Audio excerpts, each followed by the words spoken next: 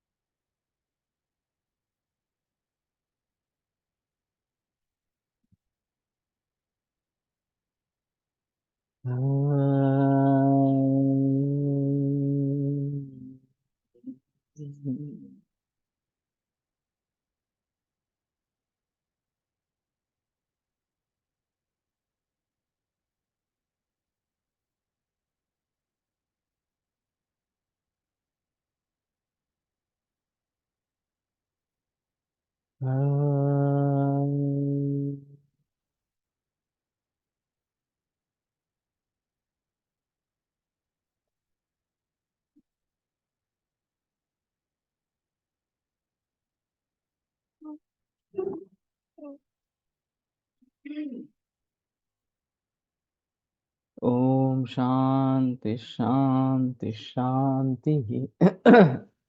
द्वादशोऽध्याय अथा तो वातकलाकलीयमध्यायं व्याख्यास्यामः इति अस्माभिः भगवान् त्रेयः। काय रे वाय।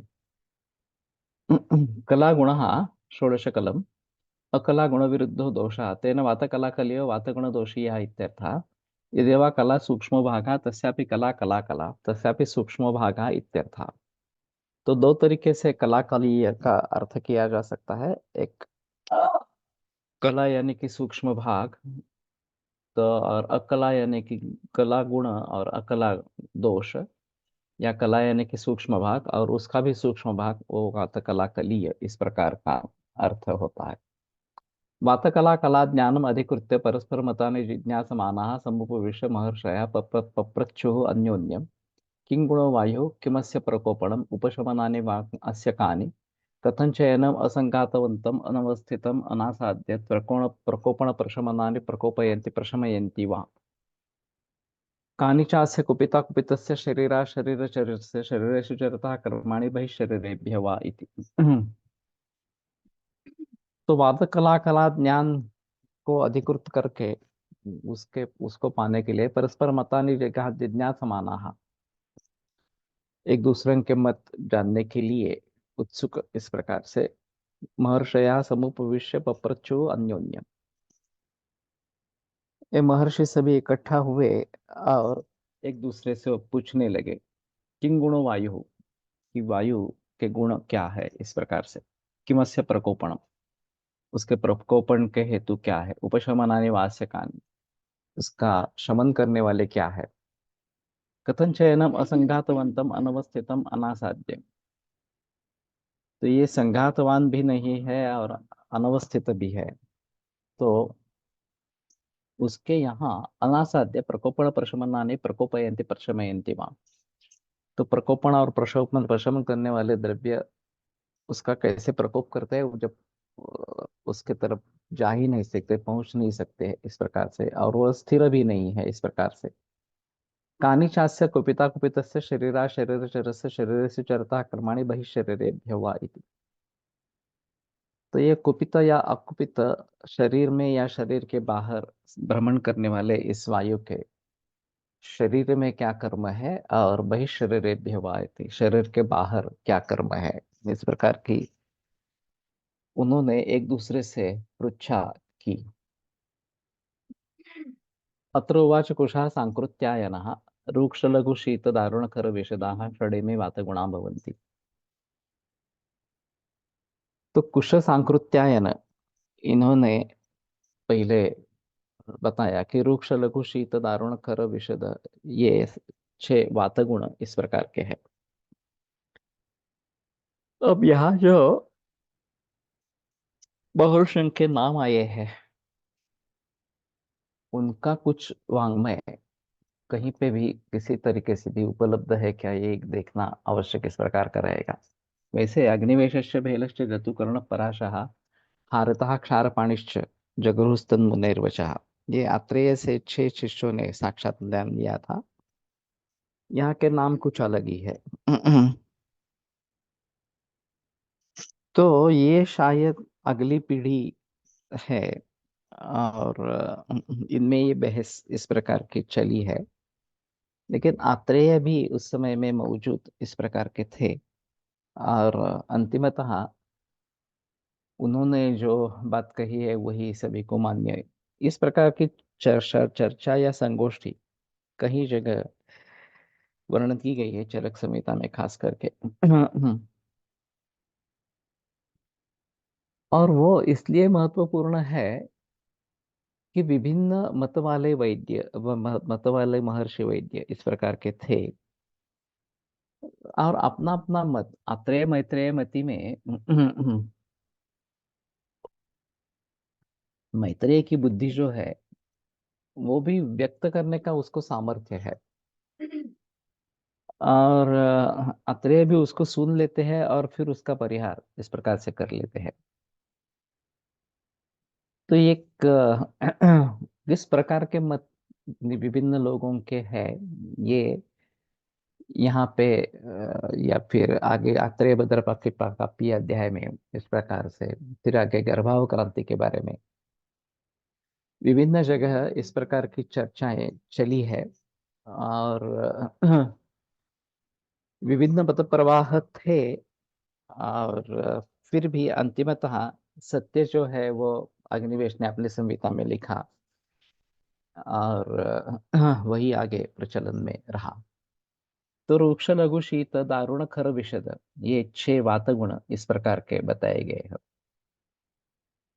तो तर रुक्ष लघु शीत खर सूक्ष्म चलो नीलहा, ये सूक्ष्म चल ये गुण इसमें नहीं आए हैं इस प्रकार से। और विभिन्न स्थल पर विभिन्न प्रकार से गुणों कर्मों के बारे में बताया गया है, ये भी एक थोड़ा अजीब मामला है। लेकिन उस पर्टिकुलर संदर्भ में उसका कुछ लेना देना होगा, ये इस प्रकार का क्या आगे विमान स्थान में वात के गुण क्या है इस प्रकार के बताए गए हैं, और फिर वातल में क्या क्या उन गुणों के आधार पर क्या क्या कर्म होते हैं इस प्रकार की बात की गई है।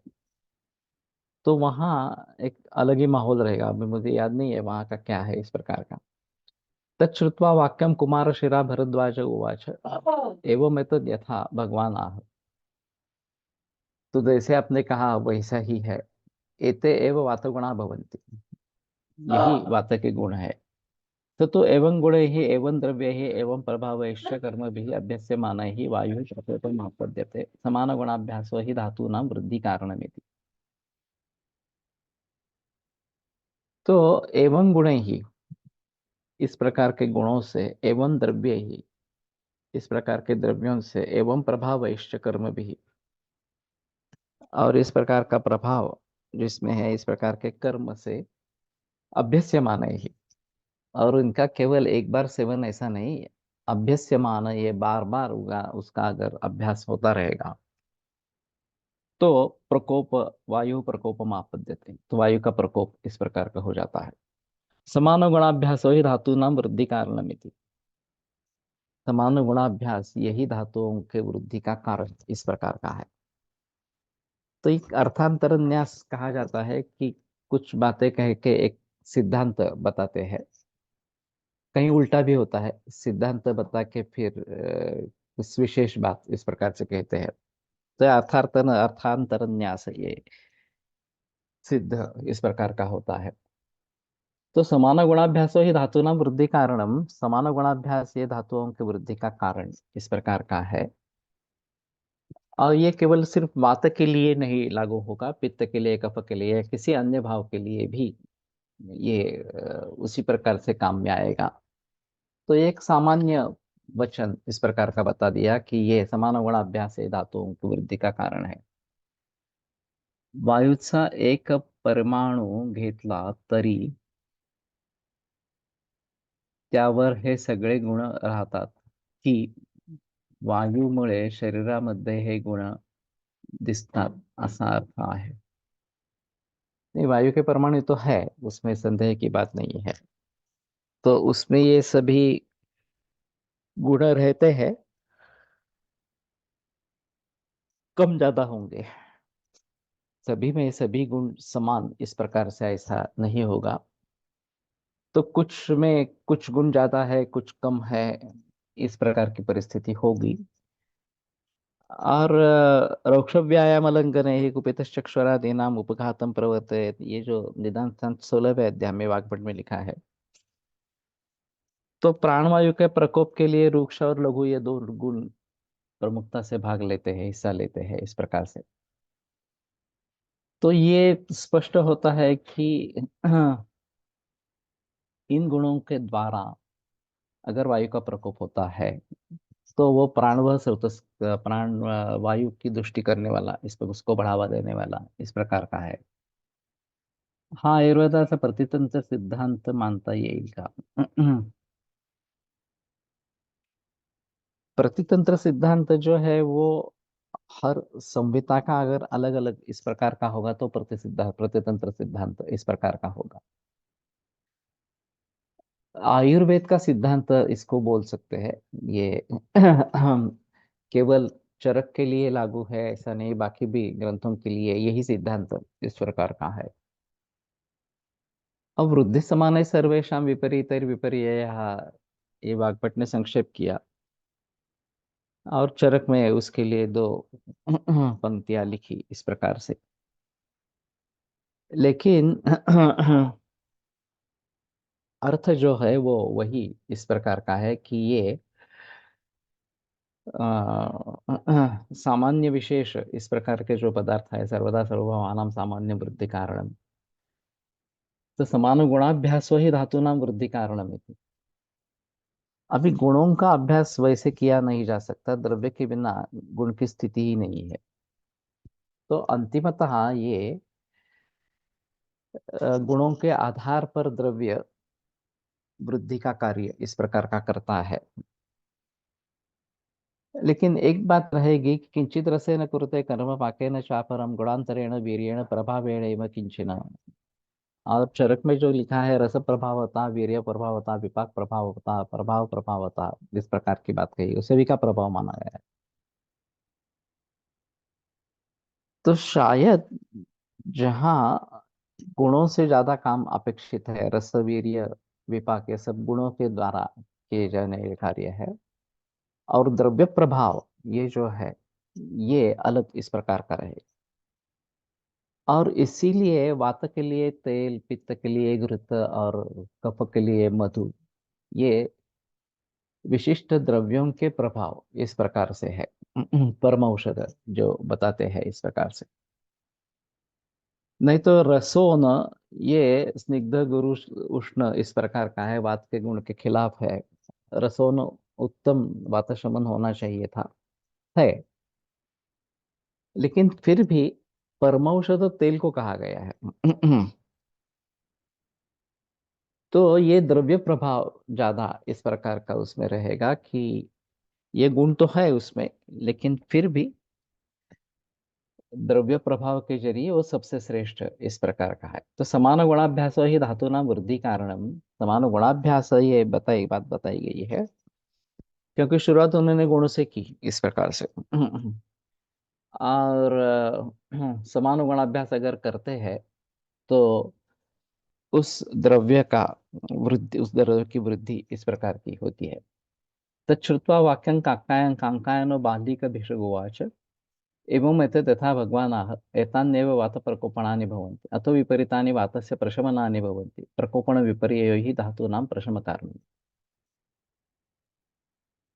अब इसमें एक ऐसी स्थिति है कि पहले जो बताया गया उसका समर्थन करना कि हाँ ये ऐसी स्थिति है इस प्रकार से, उसमें ज्यादा जो जोड़ना है वो उसके आगे इस प्रकार से जोड़ते हैं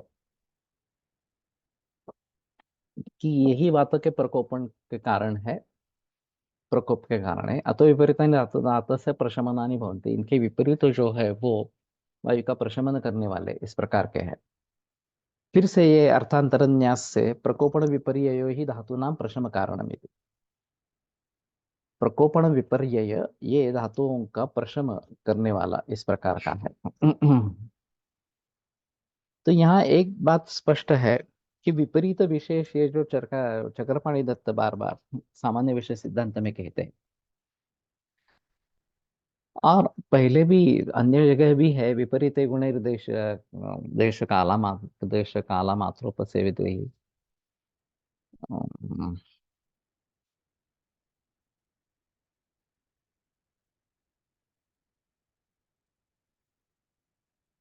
तो विपरीत इस शब्द का प्रयोग चरक में भी अन्य जगह आता है।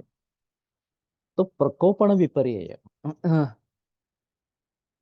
जिस प्रकार के प्रकोपण के कारण है, प्रकोप के कारण है, उनके विपरीत इस प्रकार का अगर सेवन किया जाता है तो उसका प्रशम होने लगता है।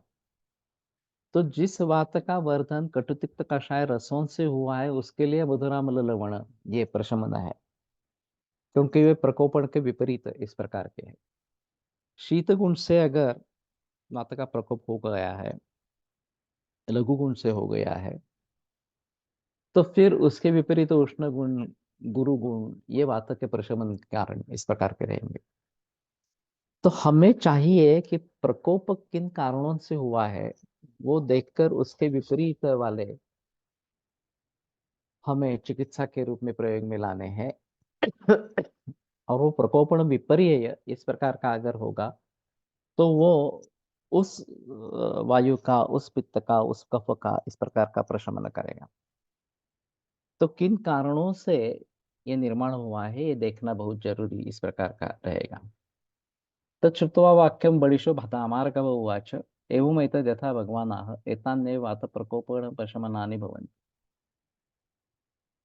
तो ये धामार्गव बलिश ये उसने कहा कि हाँ ये सही है जो आप बता रहे हैं, यही वात प्रकोप और प्रशमन करने वाले। यथा हि एनम असंघातवंतम अनवस्थितम अनासाद्य प्रकोपण प्रशमनानि प्रकोपयन्ति प्रशमयन्ति वा तद अनुव्याख्यास्यामः। सरांनी एक विचार मांडला होता रूक्ष गुणाचे काही परमाणु प्लस विशद गुणाचे काही परमाणु, खर गुणाचे एक परमाणु याप्रमाणे असा समुच्चय वायूच्या गुणांच्या परमाणूंची संख्या अधिक असेल तर गुण उत्कट असलेला तो वायू होईल। तो गुण उत्कट असलेला तो वायू होईल। सर का अगर ये मत है तो इसके ऊपर विचार करना जरूरी इस प्रकार का रहेगा।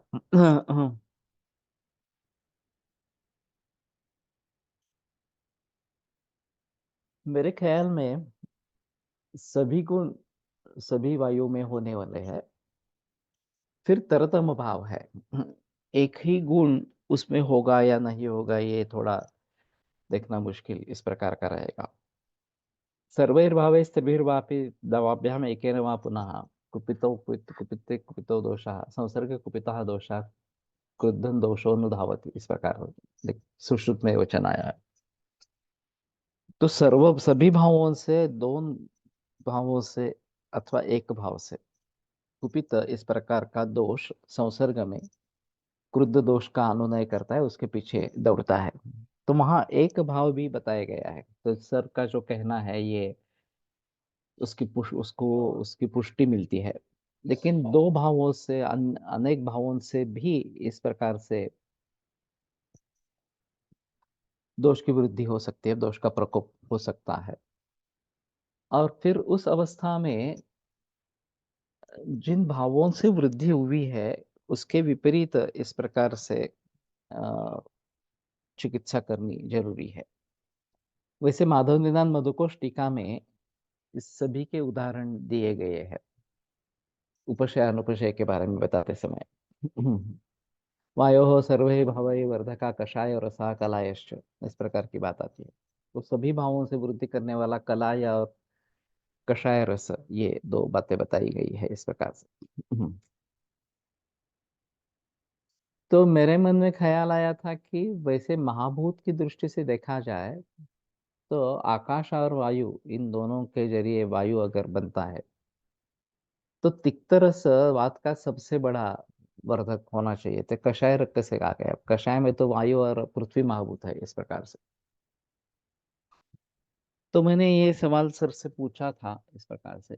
प्लीज हिंदी में पूछो या बताओ ताकि दूसरे लोगों को भी समझ में आए। मनोज सर ने क्या बोला? मनोज का कहना था कि कोल्हटकर सर ने ऐसा एक बताया था कि हर गुण के परमाणु अलग अलग इस प्रकार के होते हैं, और इस अन्य बहुत सारे गुणों के परमाणु इकट्ठा आकर कोई वाद बढ़ता है इस प्रकार से। तो फिर वो उन गुणों को ध्यान में लेना जरूरी इस प्रकार का रहेगा। मेरा मंतव्य है कि इस सर की बात की पुष्टि करने वाला वो सुश्रुत का श्लोक है, संसर्ग कुपिता दोषा क्रुद्धन दोषो अनुधावति। तो वहां एकेन वा पुनः इस प्रकार की बात की है। सर्वैर्भावे स्त्रिभिर्वापि द्वाभ्याम एकेन वा पुनः। तो सभी भाव, तीन भाव, दो भाव, एक भाव, इससे भी कुपित दोष दूसरे कुपित दोष का अनुगमन करता है। तो एक भाव से भी होता है ऐसा कहना है। केवल रुक्ष गुण से वायु बढ़ा है, केवल लघु लघु गुण से बना है, केवल शीत गुण से बना है, इस प्रकार की बात हो सकती है। लेकिन ज्यादातर वायु में सभी गुण रहेंगे, किसी का आधिक्य रहेगा। रुक्ष गुण का आधिक्य है, लघु गुण का आधिक्य है, वगैरह वगैरह। एक वायु में या उसके प्रकोपण करने वाले द्रव्यों में किन्हीं गुणों का आधिक्य इस प्रकार का होगा। और ये बात उदाहरण सहित माधव निदान मधुकोश टीका में बताई गई है कि वायो सर्वैर्भवैः वर्धका कषायो रसा कलायश्च। तो तिक्त को छोड़कर कषाय रस वहां पे बताया गया है, वायु का सभी भावों से वर्धन करने वाला इस प्रकार से। तो मैंने सवाल पूछा था कि तिक्त रस वास्तविक रस के हिसाब से अगर देखा जाए तो कषाय रस से तिक्त रस से ज्यादा वात प्रकोपक होना चाहिए। तो सर का कहना था कि हम पृथ्वी लोक पे है और शायद वायु लोक जो बताया है तर्क संग्रह में, उसमें तिक्त रस ये सबसे प्रधान इस प्रकार का रहेगा। लेकिन पृथ्वी पर पृथ्वी और वायु, ये होने वाला कषाय रस ज्यादा इस प्रकार का रहेगा। तो भाई ये बेस को अगर पकड़ते हैं तो मधुर रस में पृथ्वी है, अम्ल रस में पृथ्वी है, इस प्रकार से वाग्भट के अनुसार। सुश्रुत में थोड़ा सा अंतर है। तो मधुर रस सबसे ज्यादा कफ बढ़ाने वाला और अम्ल रस सबसे ज्यादा पित्त बढ़ाने वाला इस प्रकार का होना चाहिए। यद्यपि कटु और लवण रस भी पित्त को बढ़ावा देते हैं, लेकिन अगर पृथ्वी लोक की बात करते हैं तो ये बात हो सकती है इस प्रकार से। तो ये एक थोड़ा सा अलग इस प्रकार का रहा। यथा ये एनम असंघातम अनवस्थितम, तो जिसका संघात नहीं है, जिसकी स्थिति कायम नहीं है, अनवस्थित है, उस तक कैसे प्रकोपण प्रशमन पहुंचते हैं और उसका प्रकोप या प्रशमन करते हैं। तद अनुव्याख्या से तो मैं बता तथा अनुव्याख्या से वात प्रकोपणानि खलु रुक्ष लघु शीत दारुण खर विशद सुशिर कराणि शरीराणाम। वात प्रकोप का जो कारण है वो रुक्ष लघु शीत दारुण खर विशद सुशिर कर इस प्रकार के है। और उस प्रकार के तथा विधेयु शरीरेषु वायु आश्रय गत्वा आप्यायमानः प्रकोपम आपद्यते। और उस प्रकार के शरीर में वायु आश्रय करके आप्यायमाना बढ़ने वाला इस प्रकार का प्रकोपम आपद्यते।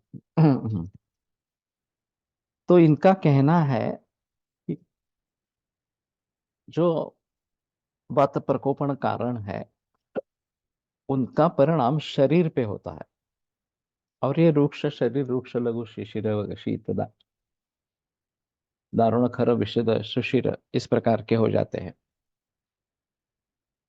और फिर इसमें वायु का आश्रय मिल जाता है इस प्रकार के शरीर में। और उसकी वृद्धि हो जाती है, उसका प्रकोप हो जाता है इस प्रकार से। वात प्रशमनानि पुनः स्निग्ध गुरु उष्ण लक्ष्ण मृदु पिच्छल घन कराणि शरीराणाम। वात प्रशमन जो है स्निग्ध गुरु उष्ण श्लक्ष्ण मृदु पिच्छल घन इस प्रकार के शरीर को निर्माण करने वाले। तथा विधेषु शरीरेषु वायु असज्जमानः चरन प्रशांति मापद्यते। और उन प्रकार के शरीरों में न चिपकने वाला, कहीं भी नहीं चिपकने वाला इस प्रकार का वायु घूमते घूमते प्रशांति उसकी हो जाती है और शांत हो जाता है इस प्रकार से। तो वायु के बारे में एक महत्वपूर्ण चीज ऐसी है कि उसका शरीर में संचरण चालू रहना, अच्छी तरीके से उसको कहीं भी अटकाव नहीं होना, यही उसका प्रशमन है। अगर वो कहीं पे चिपक जाता है, अटक जाता है, तो फिर उसका प्रकोप वहां पे होने लगता है। इसलिए शरीर अगर इस प्रकार का बन जाए कि जो गुरु श्लक्ष्ण उष्ण श्लक्ष्ण मृदु पिच्छल घन कर इस प्रकार का, तो उसमें वायु चिपकता नहीं है और फिर उसका प्रशम हो जाता है। अब इसका कहने का मतलब ये है कि वास्तविक में वायु की वृद्धि होती है ऐसा नहीं है।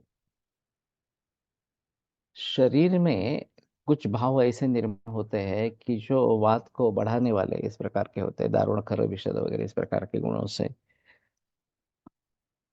और फिर वायु अटक जाता है उसका। वहां जहां पे अटक जाता है वहां पे प्रकोप हो जाता है, या खवैगुण्य इस प्रकार से। और फिर प्रशमन करने वाले द्रव्यों के जरिए ये इसका घूमना शुरू हो जाता है, वो चिपकता नहीं है कहीं पे इस प्रकार से। और जैसे ही भ्रमण शुरू हो जाएगा वैसे उसका प्रशमन इस प्रकार का हो जाएगा। अब जो समान गुणाभ्यास ही धातु नाम वृद्धि कारणम, इस सूत्र में जो बताया गया कि समान गुणाभ्यास ही धातुओं की वृद्धि का कारण है इस प्रकार से, तो दारुण रूक्ष लघु शीत वगैरह वगैरह जो है गुण, उनके सेवन से केवल शरीर पर परिणाम होता होगा या शरीर और वायु दोनों पर परिणाम होता होगा इस प्रकार से। और दूसरी बात इसमें ऐसी है कि जो भी क्रियाएं हो रही है प्रकोपण या प्रशमन इस प्रकार की, वो शरीर के माध्यम में हो रही है। ये एक महत्वपूर्ण चीज है। तो शरीर का भी उसमें हिस्सा है या महत्व इस प्रकार का है। तो अगर दोनों के मत प्रमाण इस प्रकार के मानता है समान गुणाभ्यास ही धातु नाम वृद्धि कारणम, तो साक्षात वायु की वृद्धि करने वाले हैं, ये भी एक बात है। और साथ ही साथ शरीर में इस प्रकार का वैगुण्य निर्माण करने वाले ये प्रकोपण भाव है इस प्रकार से। और प्रशमन जो है वो उसका प्रशमन करने वाला और साथ ही में शरीर को भी उस प्रकार की स्थिति में लाने वाला कि वायु कहीं सख्त न हो जाए और अपने अपने तरीके से उसका उसका शमन इस प्रकार का हो जाए। खर वायु में चलगुण से गति है, सर वायु में चलगुण से गति है। पित्त में भी द्रव गुण से गति है, किंतु कफ में स्थिर गुण से गतिहीनता है। कफ का प्रकोप भी इसी सिद्धांत से कैसा होगा? वायु चल है और वायु का प्रशमन वो अगर घूमने लगता है तो हो जाता है, ये बात सही है। वैसे पित्त और कफ के बारे में अग्नि गुण और सोम गुण ये प्रधान इस प्रकार के हैं। तो वहां गति का ज्यादा संबंध नहीं है। कफ पंगु पित्तम पंगु पंगु वो मल धातु वायुना इतना नियंत्रित तत्र गच्छन्ति में गवत। वहां की जो उनकी गति है वो वायु से निर्भर है। तो वहां का प्रकोप और प्रशमन ये अन्य तरीके से अपेक्षित इस प्रकार का है, केवल वायु जैसा है वैसा नहीं है। समान गुणाभ्यास ये धातु नाम वृद्धि कारणम ये दोनों को लागू होगा। गुरु शीत स्निग्ध पिछिल वगैरह इस प्रकार के गुण अगर बढ़ते हैं तो कफ को उत्तेजना देंगे, कफ को निर्माण करेंगे, ये बात सही है इस प्रकार से। अब कफ का शरीर में संचार जो है वो कफ के अधीन नहीं है, वो वायु के अधीन है। या पित्त का भी संचार जो है वो वायु के अधीन इस प्रकार का है। इसलिए वायु नेता है इन दो दोषों का, और वायु का प्रशमन होने पर इनका भी प्रशमन हो जाता है, ये बात इस प्रकार की कही गई है। और इसीलिए प्राणायाम जो है वो केवल वायु का शमन करने वाला इस प्रकार का नहीं, बल्कि तीनों का प्रशमन करने वाला इस प्रकार का है। सुना? ये तो कुठली तीनों का प्रशमन करने वाला इस प्रकार का है। इन तिक्त रस एंड कषाय रस विच वन इज मोर वातवर्धक? मधुकोश टीका में जो लिखा है वो कषाय रस ज्यादा वातवर्धक है, ऐसा बताया है। और वैसे रसों के आधार पर देखा जाए तो तिक्त रस ज्यादा वातवर्धक होना चाहिए था, लेकिन हम पृथ्वी लोक पे रहते हैं तो पृथ्वी का एक अहम महत्व कषाय रस के जरिए यहाँ पे रहेगा।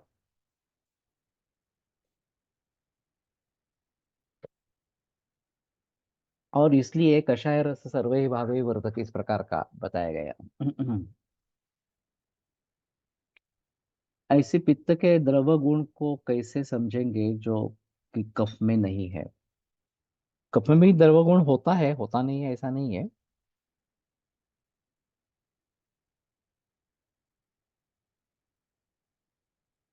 जो वसंत ऋतु में वसंत कांश तापतः तत्वाग्नि रोग को निर्माण करता है कफ, इस प्रकार की बात कही गई है। तो ये द्रव गुण से हो जाता है। और जलमाभूत उसमें है तो द्रवगुण होना चाहिए, ऐसा नहीं हो सकता कि द्रवगुण होगा ही नहीं बिल्कुल इस प्रकार से। तो ये गुणों के बारे में बहस करना काफी मुश्किल इस प्रकार का है।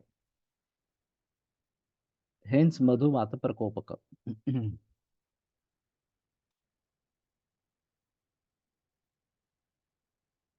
वैसे मधु मधुर और गुरु है, फिर भी वात प्रकोपक है। इसमें थोड़ा कषाय रस भी है। वो वात प्रकोप के लिए कारण में आ सकता है इस प्रकार से।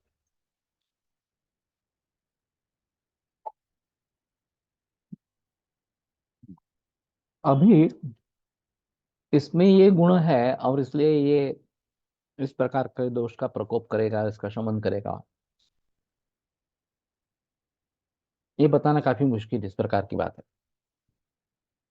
प्रायः जो कार्य होता है उसका गुणों के आधार पर समर्थन किया जाता है।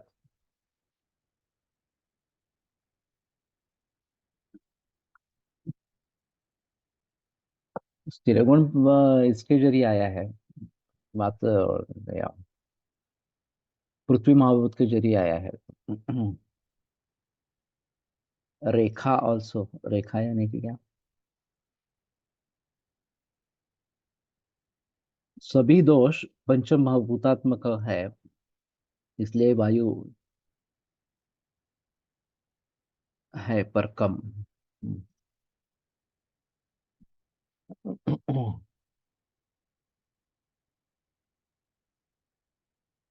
ये जो महाभूतों के संयोग विशेष से जो पदार्थ बनते हैं,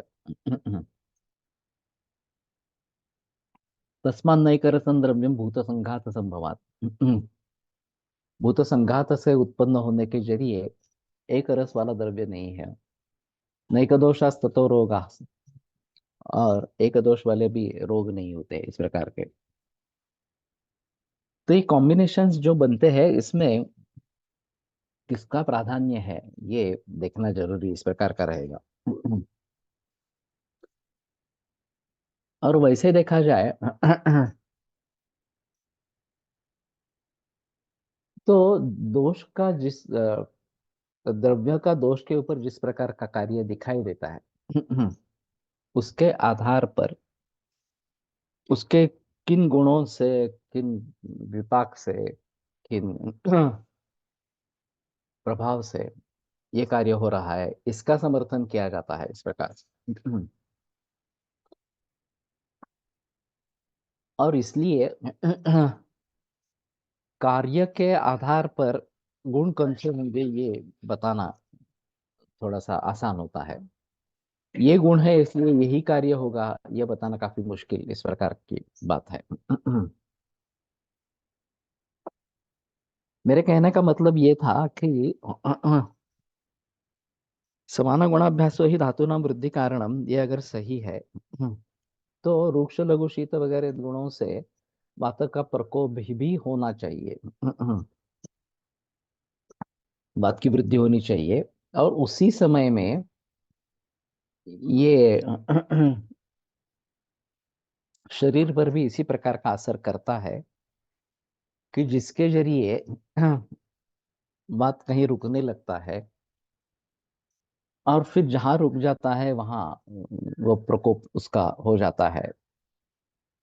इसलिए ये दोनों पर काम करते हैं। जो कारण है वो उस भाव पर भी कारण काम करते हैं, और जहाँ इस भाव का जो आश्रय है शरीर, उस पर भी काम करते हैं, और दोनों से मिलकर प्रकोप इस प्रकार का।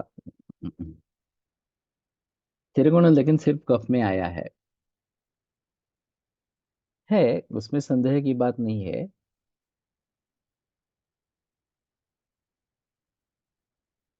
ऐसे पित्त के द्रव्य गुण को कैसे समझेंगे जो कि कफ में नहीं है?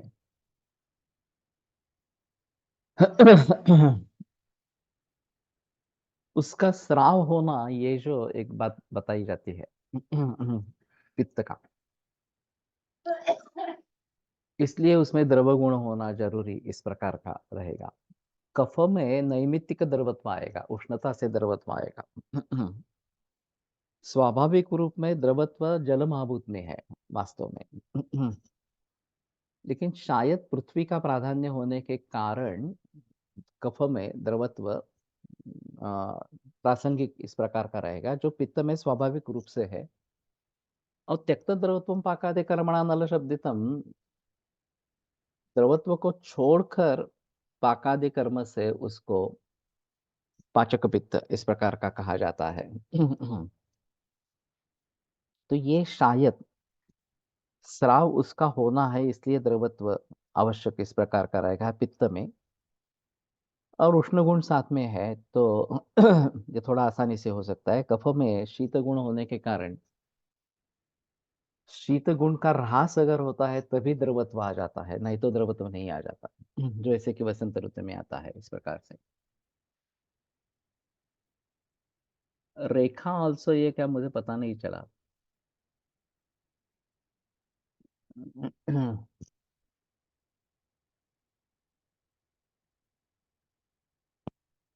तो ठीक है, मेरे कहने का मतलब है कि ये जो बड़ी धामार्गव का मत है कि केवल शरीर पर काम करके वात प्रशमन करने वाले द्रव्य वात के ऊपर काम करते हैं।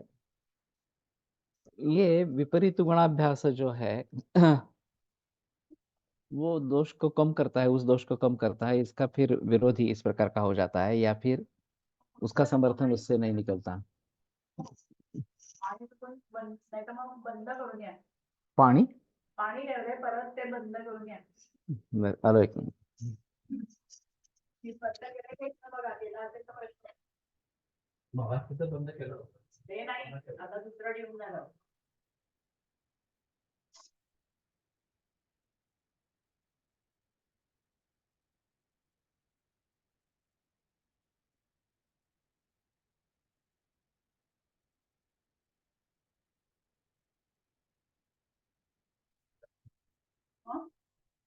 सुशीलचं बंद केला होता का? केलं नाही, केलं नव्हतं.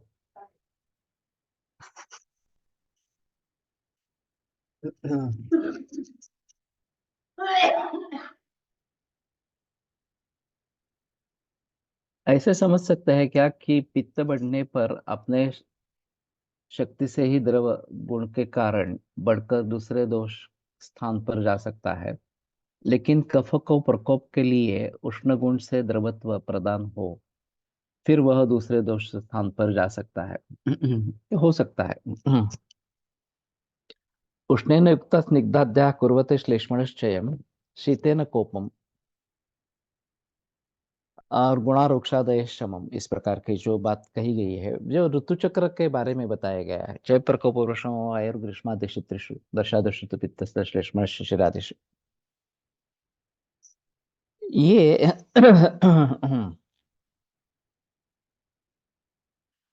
शीत गुण से द्रव कफ का संचय इस प्रकार का होने लगता है, जो शरद ये हेमंत शिशिर में बात होती है। और गुरु मधुर इस प्रकार के पदार्थों का सेवन होता है क्योंकि अग्नि अच्छा है। फिर भी इसमें कफ का संचय होता है, और वसंत ऋतु में जैसे ही उष्मा बढ़ता है तो उसका प्रकोप हो जाता है द्रवीभूत होकर इस प्रकार से। वैसे वर्षा ऋतु में पित्त का संचय होने लगता है, और वो भी शीतकाल इस प्रकार का है। शीतेन युक्तः तीक्ष्णाद्यश्च क्षयं पित्तस्य कुर्वते, इस प्रकार से। उष्णेन कोपम, शरद ऋतु में जैसे भी उष्णता बढ़ जाती है तो पित्त का प्रकोप हो जाता है। और वायु के बारे में भी ऐसी स्थिति इस प्रकार की है।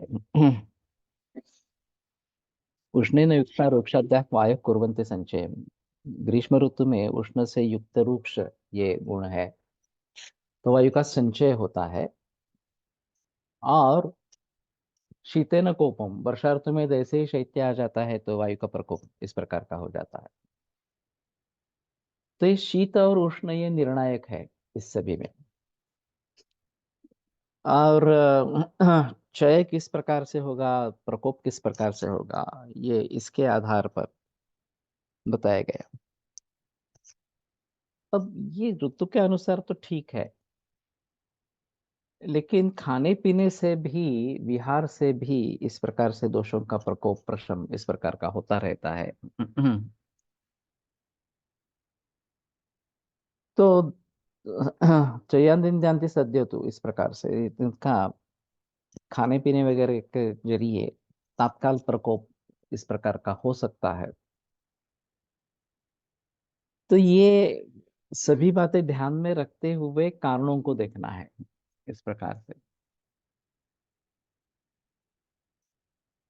और फिर कारणों को अगर टालेंगे तो ये रोग नहीं होंगे, ये बात सही इस प्रकार की है। तो वायु असज्जमानः चरन् प्रशांतिम् आपद्यते।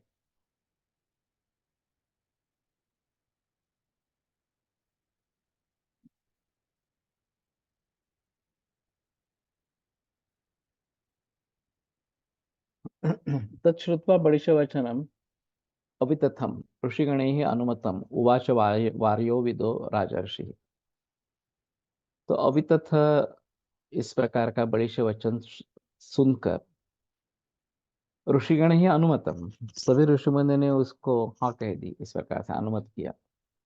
तो वार्योविद जो राजर्षि है ये बोलने लगे।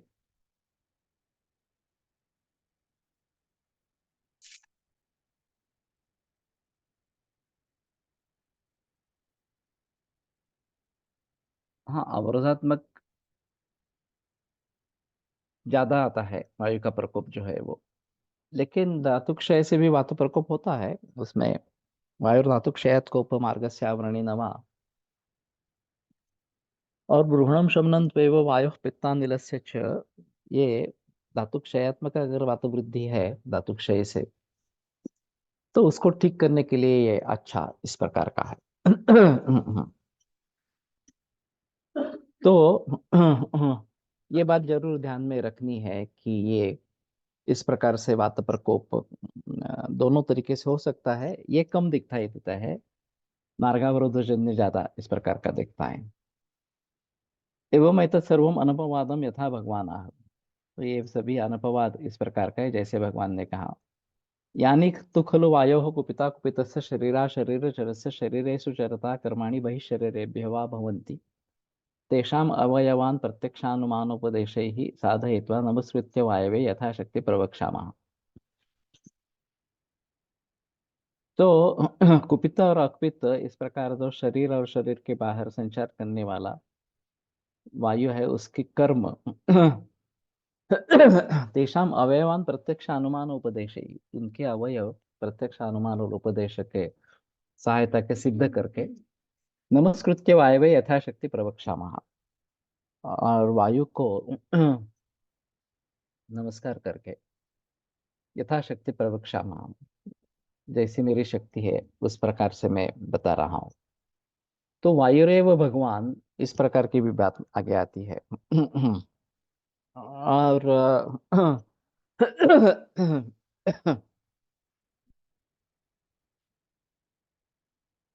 जैसे हम धन्वंतरी वगैरह की प्रार्थना करते हैं, या ब्रह्मा से लेकर ये आचार्य तक इस प्रकार के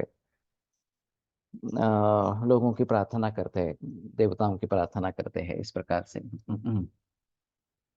आवरण भी एक तरह का मार्गावरोध ही है, उसमें संदेह नहीं है, आवरण मार्गावरोध ही है इस प्रकार से, चाहे मूर्तावरण हो चाहे अमूर्तावरण इस प्रकार का हो। वैसे वायु जो है उसकी भी स्तुति या उसकी भी पूजा अर्चा ये बात हो सकती है वातव्याधि में, खास करके इस प्रकार से। अब इसको पकड़ तो नहीं सकते हैं, उसकी मूर्ति नहीं बना सकते हैं वगैरह वगैरह इस प्रकार की स्थिति है। तो शायद पवन पुत्र हनुमान है, तो उसकी स्तुति या फिर उसकी पूजा अर्चा ये वातव्याधि के लिए फायदेमंद हो सकती है, ऐसा रहेगा। नमस्कृत्य वायवे, वायु वैसे एब्स्ट्रैक्ट है, तो उसको नमन कैसे करने का है, और एक हमारे सामने कुछ पिक्चर नहीं उभर आता इस प्रकार से। तो ये थोड़ी मुसीबत वाली बात हो जाती है। इसलिए किसी अन्य तरीके से अगर वायु की पूजा अर्चा की जाए, खास करके वातव्याधि के लिए, तो शायद ये एक आधिदैविक एस्पेक्ट उसका रहेगा।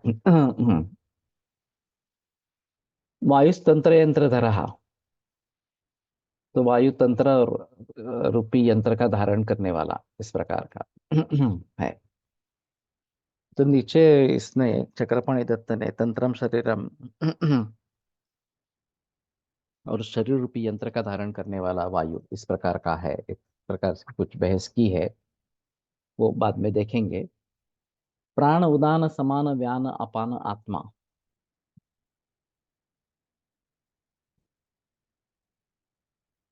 वायूला धरून कुमारी वायू देवता आहे, तिला नमस्कार करावा। वायूला धारण करणारी वायू देवता आहे, ओके। मला आधी कुमारी वाटलं मी। वरुण देव की अर्चना कर सकते हैं क्या? साक्षात तो वरुण देव से संबंध नहीं रहेगा, मुझे लगता है इस प्रकार से।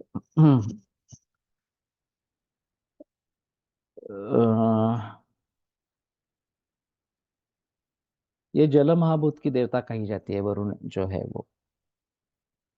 तो वायु महाभूत की देवता इस प्रकार के कुछ सोचनी है।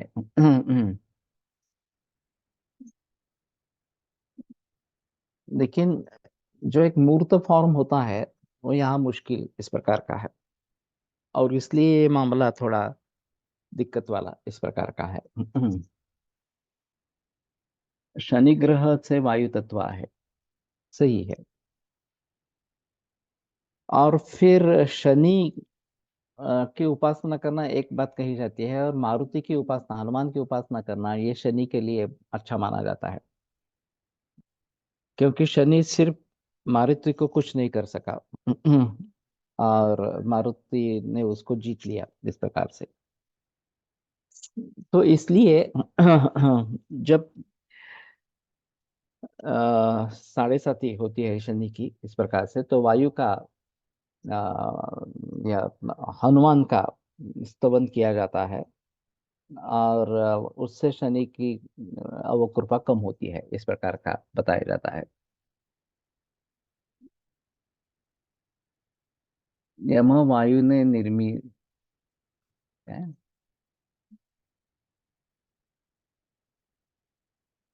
हा मंत्र सराने सांगितला। यम वायु वायवे, यम वायवे नमः। यम।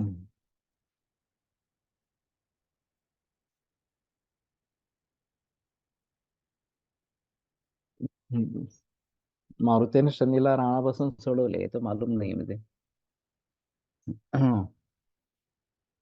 शिवरात्रि पर एक मंत्र जब से वात विकारों में बहुत लाभ मिलता है, उसमें बम इस बीच का मंत्र का शिवरात्रि में 1.25 लाख जप करने से वात विकार ठीक होता है, ऐसे संतों ने बताया है, जिसका लाभ भी मिलता है लोगों को। बम। और ये यम, यम वम रम लम वम इस प्रकार के कुछ ये मंत्र है, विभिन्न चक्रों के इस प्रकार के बीज मंत्र है। मारुति ने शनिदेव को चोट शनिदेव के चोट को तेल से कम किया था, इसलिए शनिदेव को तेल दान होता।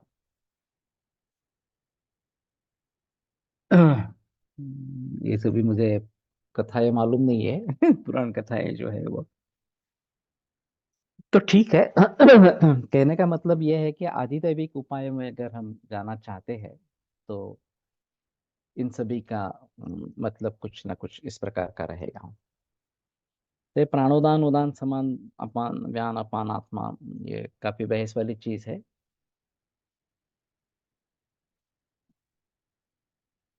आधिदैविक चिकित्सा अगर करना चाहते हैं,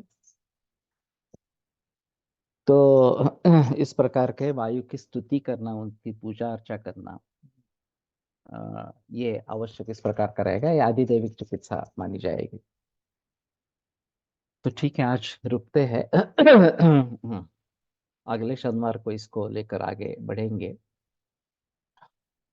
और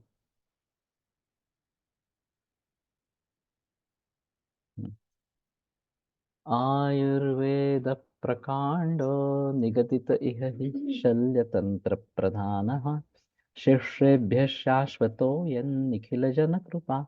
व्याप्तचित्तेन येन आयुर्वेदस्य वाञ्छन् पुनरपि भुवने ताञ्च सुष्ठु प्रतिष्ठां श्रेष्ठं धन्वन्तरिं तं प्रणमति च सदा वैद्यवर्गो हि नूनम् वैद्यवर्गो हि नूनम। यम मूलाधार चक्र के बीजाक्षर है, शायद इसलिए यम वायवे नमः इस प्रकार से।